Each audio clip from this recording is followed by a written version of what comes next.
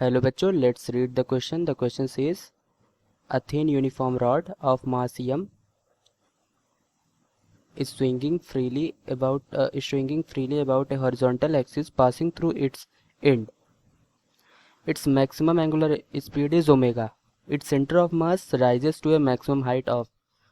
So question क्या कह रहा है, क्वेश्चन में क्या क्या चीज़ें गिवन है इसको समझ लेते हैं. गिवन एक रॉड है ऑफ यूनिफॉर्म रॉड है जिसकी लेंथ कितनी बताई जा रही है क्वेश्चन में, L. Mass m is swinging freely about a horizontal axis about its end.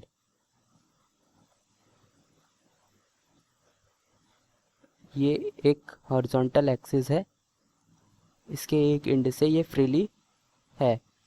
Then इसे रोटेट किया जाता है. जब रोटेट किया जाएगा तो ये धीरे धीरे धीरे धीरे ऊपर उठेगा. तो जब ये इसकी मैक्सिमम एंगुलर स्पीड कितनी है, ओमेगा. सो ये समझ लो कि रोटेट होके सम हाइट ऊपर आ गया. ये कब है, कब की सिचुएशन है, जब इसकी एंगुलर स्पीड कितनी थी, ओमेगा थी.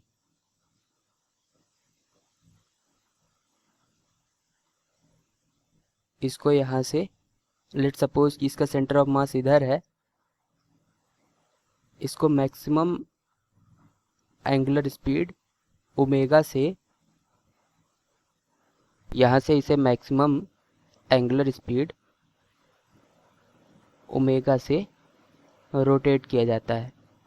तो ये इसका ये सेंटर ऑफ मास है, इसलिए सेंटर ऑफ मास पे दिखाया गया. ओमेगा से जैसे रोटेट किया जाता है तो इसका सेंटर ऑफ मास किसी न किसी हाइट तक ऊपर उठता है. It's centre of mass rises to a maximum height of.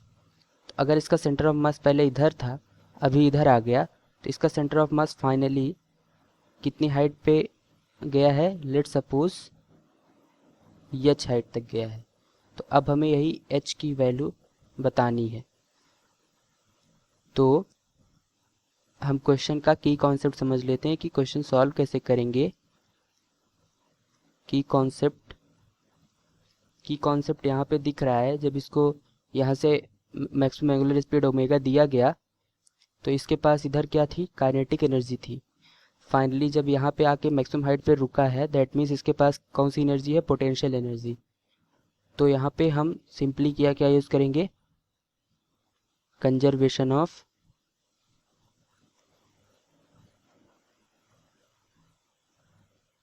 Total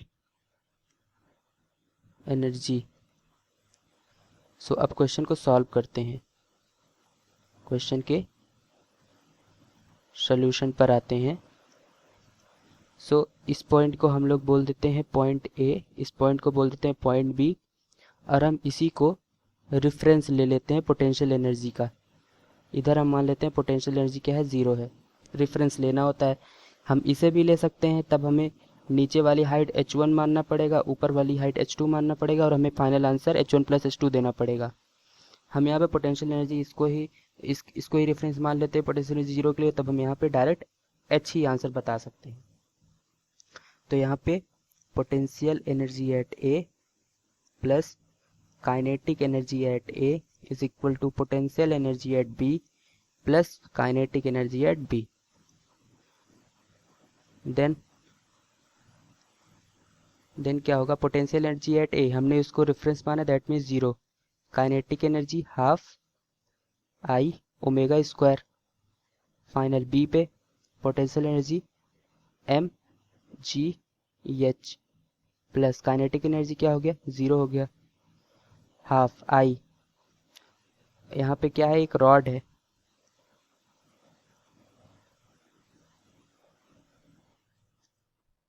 एक रॉड है जो कि अपने एक एंड से घूम रहा है, एक्सिस ऐसी कुछ दिया गया है. तो इसके अबाउट मोमेंट ऑफ इनर्शिया क्या होता है, अगर इसका मास m है, लेंथ l है, तो I इज इक्वल टू हो जाता है ml स्क्वायर डिवाइडेड बाई 3. तो यही पे हम यही चीज़ यूज़ करेंगे, moment of inertia m L square divided by 3 omega square is equal to M G H. Then यहाँ पे m से m कैंसिल हो जाएगा, सो h की वैल्यू क्या आ जाएगा, L square omega square divided by 6g। तो मैक्सिमम हाइट कितने पे ऊपर उठा, L square omega square divided by 6g, L square omega square divided by 6g। That means the final answer of this question is L square omega square divided by 6g, that means option C. Hope you understood well. Best of luck.